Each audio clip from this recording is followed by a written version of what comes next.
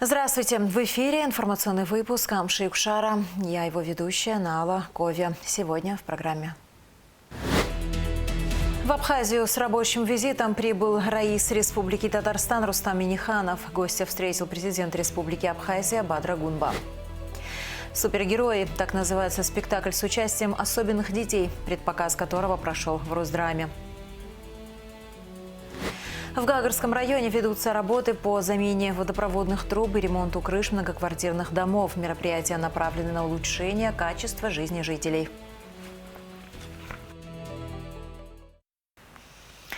В Абхазию с рабочим визитом прибыл раис Республики Татарстан Рустам Минниханов. Гостя встретил президент Республики Абхазия Бадра Гунба.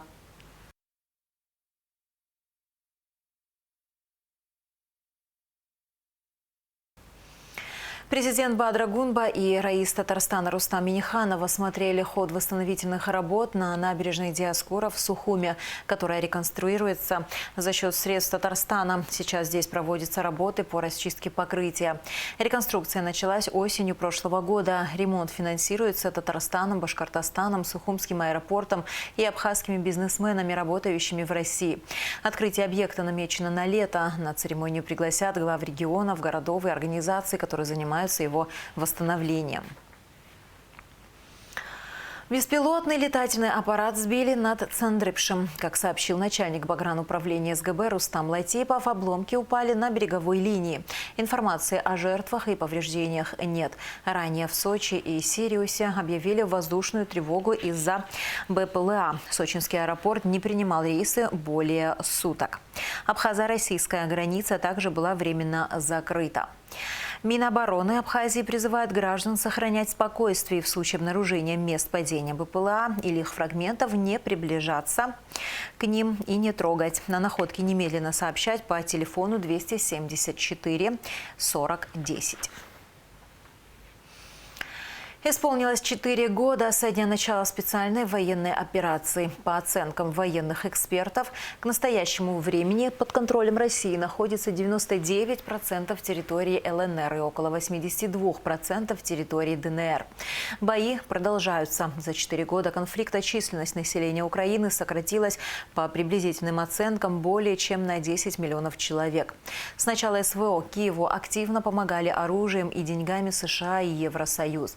По данным Кильского института мировой экономики, на конец 2025 года объем помощи Украине со стороны ЕС оценивался в более чем 79 миллиардов долларов. США потратили на те же цели 130 и 65 миллиардов долларов, причем 2/3 этой суммы – военные поставки. Абхазия с первого дня СВО оказывает помощь Донбассу. Представители нашей страны с оружием в руках защищают мир ЛНР и ДНР. Республика также оказывает посильную гуманитарную помощь. Какие чувства испытывают бойцы, которые сейчас на передовой, и какие надежды связывают с завтрашним днем? В годовщину начала СВО мы поговорили с командиром пятнашки Ахрой Авицба. Будучи даже юными, у нас такое чувство было, что мы принимали участие во всех штурмах.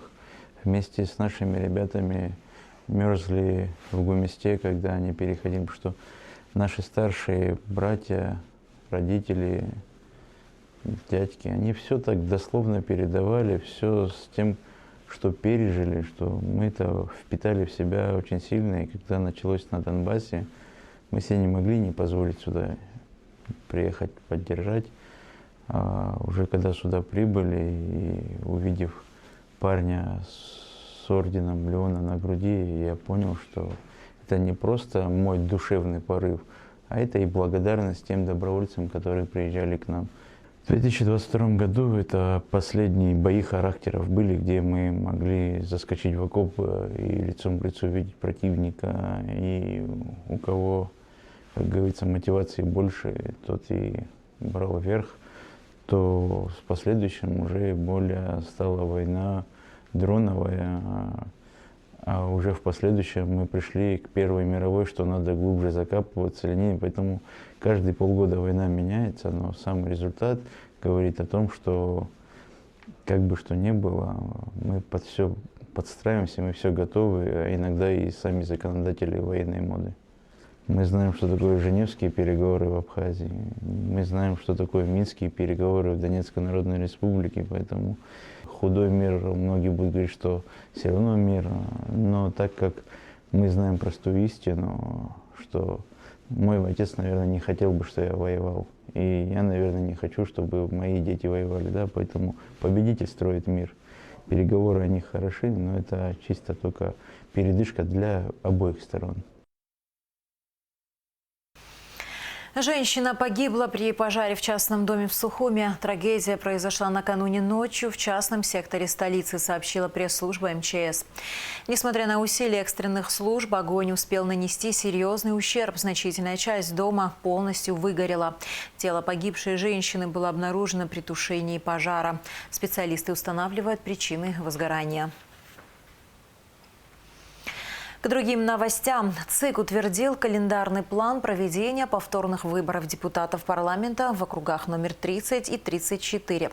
Согласно плану, регистрация политических партий и инициативных групп по выдвижению кандидатов пройдет с 27 февраля по 19 марта.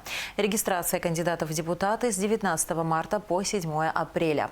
Повторные выборы депутатов Народного собрания в округах номер 30 и 34 назначены на 18 апреля. В Гагарском районе ведутся работы по замене водопроводных труб и ремонту крыш многоквартирных домов. Эти мероприятия направлены на улучшение качества жизни жителей и повышение надежности коммунальных систем. На месте работ побывала наша съемочная группа. Неделю назад по улице Абазга в многоквартирном доме 41/1 начался капитальный ремонт по замене крыши. Общая площадь кровли 936 квадратных метров. Из-за неблагоприятных погодных условий и других причин было принято решение проводить демонтажи и ремонтные работы поэтапно. По договору срок выполнения 3 месяца, однако подрядчик обещает завершить работы быстрее. Очень много осмечено крыш, особенно вот этих жилых домов, учреждений и так далее. В общей сложности через экспертизу на этот год прошло около 17 крыш, да, которые вот в ближайшее время вот мы сметили в свое время, дефектовку провели, и вот сейчас вот поэтапно вот приступаем к этим работам.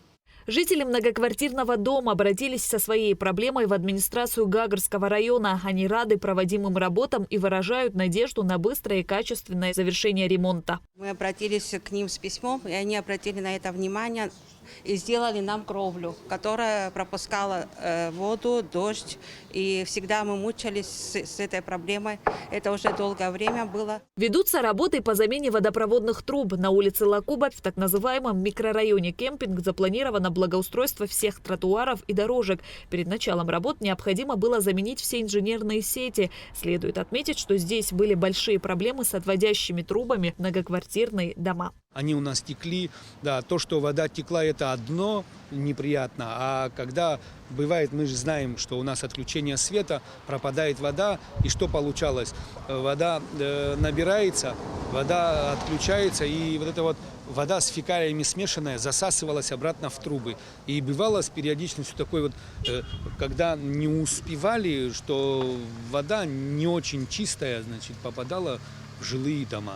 Работы проводятся поэтапно. В настоящий момент идет 3-й этап. Планируется еще 4-й и 5-й. Заменено 350 метров 400-й трубы. Также полностью заменены отводящие насосные и подводящие к домам трубы. Перед этим было заменено еще 160 метров, тоже 400-й с задвижками. До этого вся часть вот этой вот нечетной стороны, тоже от насосной до всех домов, было заменено. Это было 3 года назад.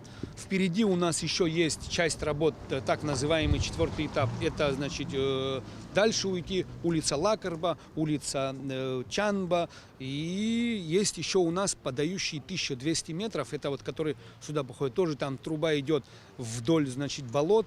И бывает, когда авария, то засасывает обратно, то есть их надо менять. После того, как все здесь поменяем, начнем благоустраивать тротуары. Безусловно, вода чрезвычайно важна для жителей. Надежное и качественное водоснабжение обеспечивает не только питьевые нужды, но и комфорт в быту. Поэтому замена и ремонт водопроводных труб является ключевой задачей для улучшения качества жизни. С водой в Гагарском районе на самом деле большие проблемы. Проблемы связаны с многими факторами. Да, за последние вот эти вот 5 лет процентов 30-40 мы заменили. У нас есть сейчас, мы находимся в этом районе, про этот район говорю. А также у нас есть там улица Генерала Дбар, там по 3-4 километра. У нас есть улица Баграта Шумба. Но параллельно у нас тут же ведется новый водопровод, подающий на резервуары, которые... Работы были проведены еще 10-12 лет назад, потом были заброшены и сейчас возобновились. К концу этого года УКС, Управление капитальным строительством, должно тоже завершить, запустить наши дополнительные резервуары. И надеюсь, что мы увеличим подачу воды в городе. Работы ведутся за счет средств администрации Гагарского района. Шазина Ханаго, Давид Хашик, Абхазское телевидение. Леонид Осия и Лана Цаава станут представителями Сухума в Общественной палате. Решение принято на заседании Сухумского городского собрания. Также принято решение об увековечении памяти абхазского политического деятеля Ивана Зарандия. На фасаде дома, где он проживал, будет установлена мемориальная доска. Подробности заседания в материале Аэлиты Арутюнян. Первым вопросом на повестке заседания городского собрания стало рассмотрение письма главы администрации города Сухум Тимура Аграба об установлении мемориальной доски Ивана Зарандия на фасаде дома номер 9 по улице Чачба в городе Сухум. Иван Зарандия – политический деятель, председатель Совета министров Абхазии в 1992-1993 годах, внесший неоценимый вклад в становление современного абхазского государства. Жизнь Важи Илларионовича на протяжении многих десятилетий была неразрывно связана с городом Сухум. С 1985 по 2025 год он проживал по адресу город Сухум, улица Чачба, дом номер 9, который стал важным символическим местом его жизненного пути. С целью сохранения исторической памяти, выражения глубокого уважения к его вкладу в становление и защиту Республики Абхазия, а также передачи памяти о нем будущим поколениям, общественная комиссия по наименованию, переименованию улиц, проспектов, проездов, парков, скверов, площадей и установления мемориальных досок в городе Сухум считает необходимым установить мемориальную доску на фасаде дома, в котором Важи Илларионович Зарандия проживал долгие годы. Вторым вопросом депутаты рассмотрели утверждение кандидатур Леонида Осия и Ланы Цаава в состав Общественной палаты Республики Абхазия от города Сухум. Леонид Дмитриевич Осия вы все хорошо знаете. Это личность в Абхазии известная. В различные годы занимал ответственные посты в администрации города Сухум. Во время Отечественной войны народа Абхазии проявил себя как настоящий патриот своего отечества, после чего был представлен и награжден высшее звание Героя Абхазии. Вторая у нас кандидатура Ланы Цаавы Будовны у нас. Она присутствует, это наша коллега, юрист Сухумского городского собрания. Мы все Лану Будовну хорошо знаем. Она работает у нас в Академии наук Республики Абхазия, является членом Общественной палаты предыдущего созыва. В ходе тайного голосования решение об утверждении кандидата в Общественную палату было принято единогласно. После депутаты заслушали отчет о проделанной работе за 2025 год начальника расчетного центра по выплате трудовых и социальных пенсий, пособий и других выплат Мадины Харазия. За 12 месяцев сумма выплаченная составляет 71 миллион 357 тысяч. Общая сумма, значит, 72 миллиона 907 тысяч. Так как единовременная выплата на рождение ребенка по городу Сухум, где оба родителя прописаны в городе Сухум, составляет 1 миллион 550 тысяч. На 1 января 2026 года круглых сирот на учете 17 человек, многодетных семей 749 семей, одиноких матерей 271, инвалиды детства первой группы на учете 239 человек. И по уходу за инвалидом детства до 16 лет, то есть это получается дети, 155 человек. Дмитрий Осия, председатель СГС, отметил, что несмотря на то, что за последние 5 лет пособия и выплаты отдельным категориям граждан были неоднократно проиндексированы, этого недостаточно. Мы хотим их, конечно, увеличивать, не на все хватает бюджет. Было в конце 2025 года принято сложное, на мой взгляд, правильное решение о том, что выплачиваться будут только людям, которые хотя бы 3 года проживают в городе Сухум, потому что у нас сегодня город Сухум единственный административно-территориальная единица в Республике Абхазия, которая выплачивает с местного бюджета дополнительные средства. Остальные города пока не могут. Отчет начальника расчетного центра по выплате трудовых и социальных пенсий, пособий и других выплат Мадины Харазия был принят единогласно. Айлида Арутюняна, Ахрамичпа, Абхазское телевидение. «Супергерои» – так называется спектакль с участием особенных детей, предпоказ которого прошел в Русдраме. В основе постановки реальная история мальчика Давида, которого не принимает школа. «Супергерои» стали завершением совместного проекта фонда Ашана и Русдрама «Искусство без границ». Милана Агрба расскажет подробности. Спектакль «Супергерои» – это не просто представление, а шаг к соучастию, который поможет обществу стать более открытым и понимающим. Он показывает, что супергерои существуют не только в книжках и комиксах, но и среди нас. Нужно стремиться к тому, чтобы устранить разделение здоровых и людей с ограниченными возможностями здоровья. Мактина Джинджоли, руководитель фонда Ашана и исполнительный директор проекта «Искусство без границ», отметила, что этот уникальный проект начал свою работу 2 года назад. Идея, вдохновившая фонд Ашана, была предложена верным другом организации Анной Савиловой. Основная цель проекта заключается в социализации детей с ограниченными возможностями здоровья, что делает его особенно важным и значимым.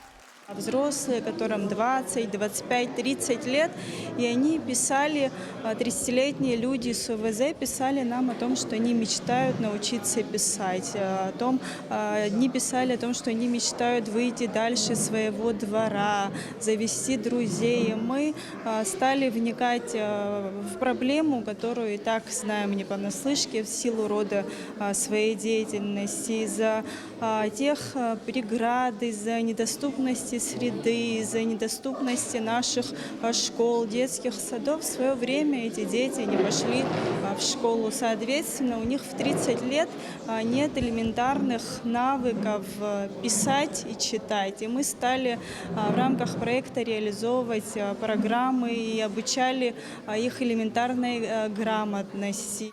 В рамках проекта были собраны письма с пожеланиями детей, которые впоследствии стали основой для реализации их мечты. Однако при разборе писем было замечено, что в них содержатся не только детские желания, но и мечты взрослых. Режиссером спектакля является Джамбу Жордания, а сценаристом Занда Какалия. В спектакле задействованы актеры Русского драматического театра, а также различные танцевальные и вокальные коллективы, включая коллектив «Хурма», в котором занимаются дети с ограниченными возможностями здоровья, а также актер из Москвы Михаил Бабичев. А что ты здесь делаешь один? Маму жду. Давай-ка на раз, два, три. Положи пингвина. 1, 2, готов, 3. А куда мама пошла, ты не знаешь? Ирма Аслановна и мама у директора. Давай, оп. Где у директора?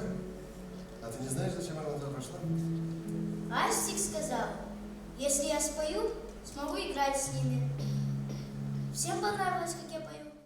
Супергерои – это не просто сценическое действие, а живое воплощение надежды и искренний диалог со зрителем. Актеры с ограниченными возможностями здоровья являются полноправными участниками труппы спектакля.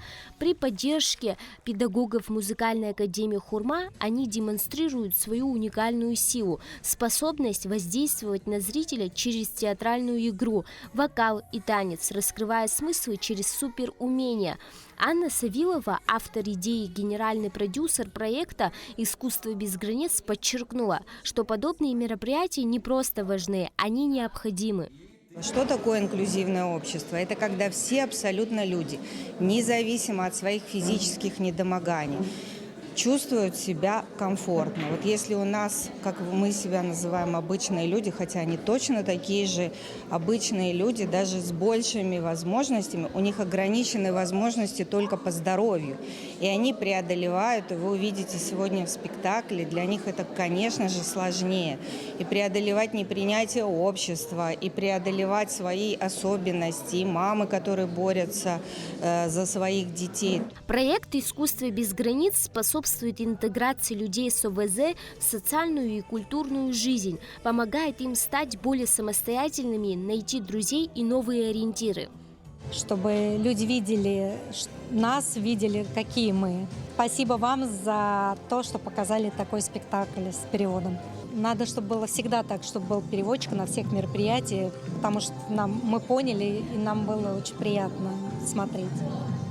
Если бы не было бы переводчика, мы бы не смогли прийти и смотреть этот спектакль, потому что не понимали бы.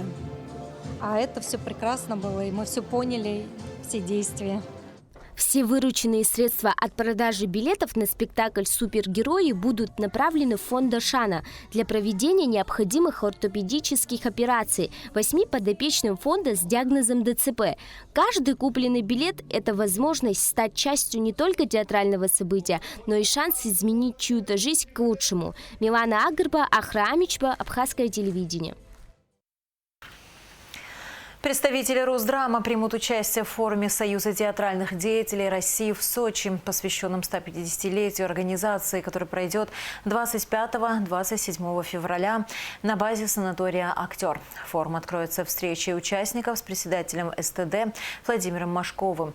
Участников ждут лекции, деловые игры и дискуссии, посвященные выработке идей развития театрального дела в России до 2035 года. И в завершении выпуска о погоде. В среду 25 февраля в Абхазии ожидается облачная погода. Со второй половины дня ближе к вечеру дождь разной интенсивности, гроза, туман. В предгорьях дождь, переходящий в дождь со снегом. В горах мокрый снег, температура воздуха ночью 2,7, днем 7-12 градусов. Температура морской воды 9 градусов.